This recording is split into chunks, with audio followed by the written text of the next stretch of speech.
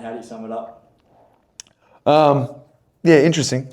Offensively, largely pretty happy. We have 29 assists on 42 makes and had a much better 3-point shooting game, which we haven't had for a while. So that makes everything look a hell of a lot better. Defense in patches was pretty good, and in other patches really poor.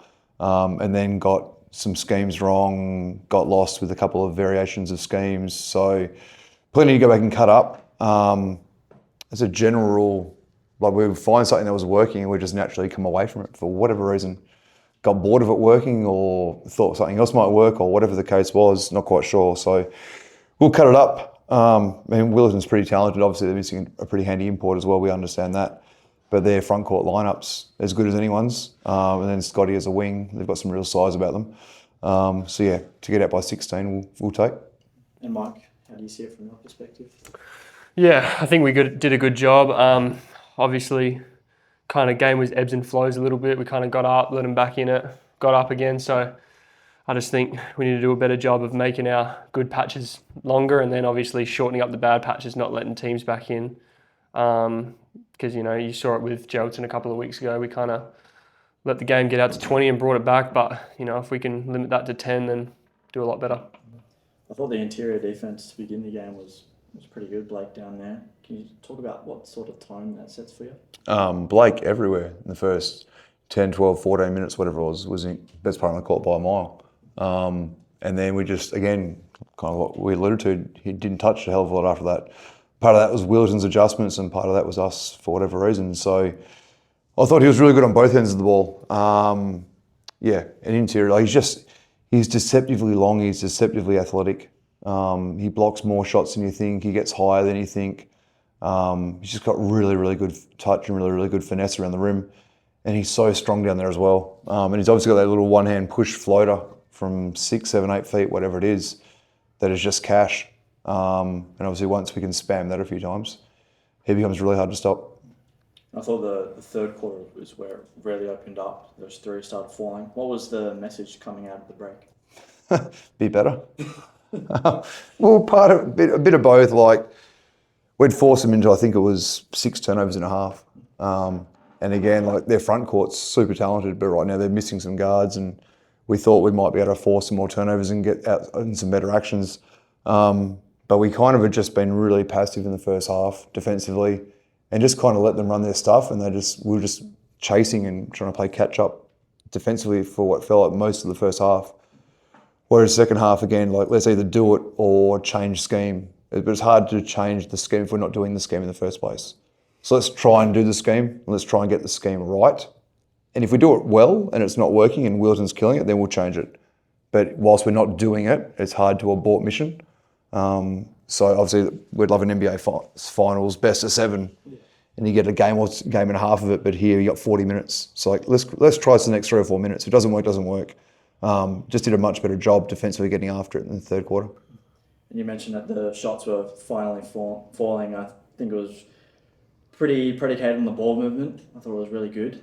Are you happy with the decision making on that end? Generally, the offense we've always been pretty happy with. I think we were first or second in the country, offensive ratings, offensive efficiency, 3-point percentage, whatever it was. Like we were top 2 or 3 in the country for weeks at a time there until we obviously went on that skid and fell off the cliff a little bit. So that end of the floor has always been really good. And obviously it's just a luxury from a coaching staff point of view, like to have Emmett Nah starting the 1. And then when you sub Emmett off, you've got, again, you can go to Mike, you can go to Isaac, you can go to Buff. Like we've got some really good actions the last couple of weeks, putting Mike into the 1. That kind of opening the floor up and opens up his game a bit more as well. Like that end of the floor has always been pretty good. It's been the other end where we can just stink for no apparent reason. And that was something I think we did a better job of in the third. And Mike, Joondalup up and now this game, you seem to be getting downhill a lot more. Has that been a point of emphasis? Yeah, I think like kind of when we had the bad patch, it's kind of a bad patch for me too. Like just felt like I was settling a lot for threes and not finding a whole lot in our offense. And I kind of sat down with Isaac and just said, what do I need to do and how can I open up my game? How can you help me? How can I help you? So I think one of the main messages that we had and, in that conversation was get downhill and be aggressive and get to the ring and then try and work my way outwards. So I was just trying to get easy stuff again. And obviously a little bit of it was trying to, initiate the offense in the one, like Petrik said, and, try and get the ball a little bit more. But a lot of it was sort of my mindset coming in to games. Just get on the ring, use that as my first option, and then shoot threes after that when things open up. And Ryan kind of touched on it, but what do you think this team's doing really well now than they weren't a couple of weeks ago? I think we're moving the ball a whole lot better. Like, I just think we're getting through our offense, second, third sides, where a lot of the time we'll get stagnant. Teams will try to slow us down, make us play in the half court, because obviously we're pretty dynamic once we get out on the floor. But I think we're doing a whole lot better job just getting out, running, and then when we can't run, we're going second, third side and getting the best option.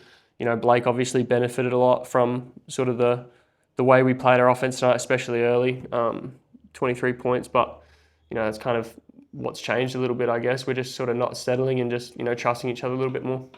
And Ryan Willerton did fight back a little bit, and I thought our composure was pretty good to answer back. How important is composure going to be in finals? Yeah, it's huge, especially in best of ones, unfortunately. Again, they wish the regular season was 6 weeks long and the finals was 20 weeks long. Unfortunately, it's the wrong way around. So it is what it is. Willerton is super talented, and Adam Neenan is as good a coach as there is in the league. So again, kind of what Mike said earlier, you'd get out by 10, you'd get out by 15, whatever the number was, and they'd find a way to claw it back. I think we were up 13 in the second as Travis Dernan stepped into the third row of the grandstand to shoot his three. They would have made it 16.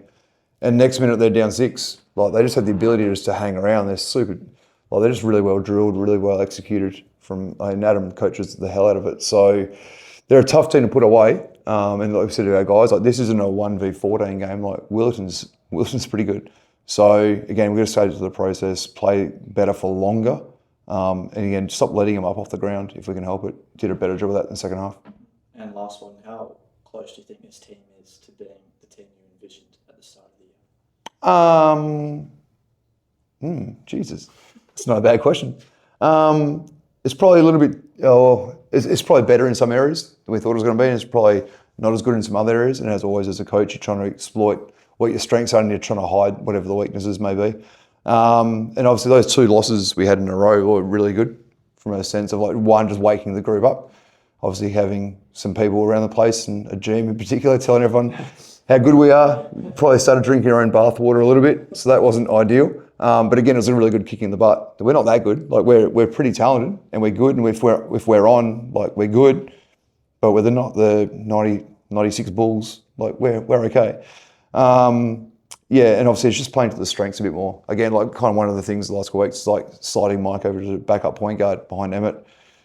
Again, his first step's so electric. Obviously he can shoot the lights out, but he's a deceptively good passer for a 3-man. Again, he's super quick getting downhill and getting his feet into the paint.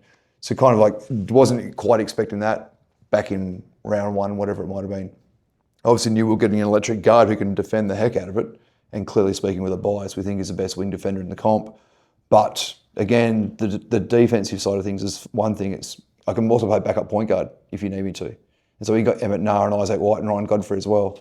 It's a luxury to have. So yeah, better in a few areas, and again, other areas we're just trying to hide and improve on.